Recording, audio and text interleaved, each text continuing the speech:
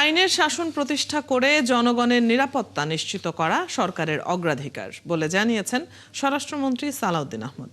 পুলিশকে দলীয় প্রভাবমুক্ত করে মানবিক বাহিনী হিসেবে গড়ে তোলা বিএনপি সরকারের অন্যতম উদ্দেশ্য বলেও জানান তিনি। দুপুরে রাজশাহী পুলিশ একাডেমিতে ৪৩তম বিসিএস পুলিশ ক্যাডারের শিক্ষানবিশ সহকারী পুলিশ সুপারদের মৌলিক প্রশিক্ষণ সমাপনী কুচকাওয়াজে মন্ত্রী এসব কথা বলেন। এ সময় তিনি বলেন, স্বাধীন ও শক্তিশালী পুলিশ কমিশন গঠনের কাজ চলছে। নতুন পোশাকে পুলিশের অনেকে খুশি নয় উল্লেখ করে স্বরাষ্ট্রমন্ত্রী বলেন, বাহিনীর সদস্যদের আত্মবিশ্বাস ফেরানো সহ নতুন পোশাক পরিবর্তনের বিষয়ে আলোচনা করে সিদ্ধান্ত নেওয়া হবে।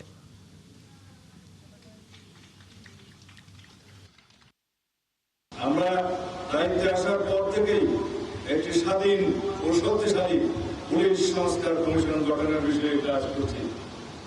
এই কমিশনের উদ্দেশ্য হল পুলিশ বাহিনীকে রাজনৈতিক হস্তক্ষেপ থেকে সম্পূর্ণ মুক্ত রাখা, নিয়োগ, বদলি ও পদোন্নতির ক্ষেত্রে মেধা ও জ্যেষ্ঠতাকে একমাত্র মানদণ্ড হিসেবে প্রতিষ্ঠা করা। বর্তমানে যে পোশাক, এই পোশাকে পুলিশ বাহিনী সন্তুষ্ট নয়। সুতরাং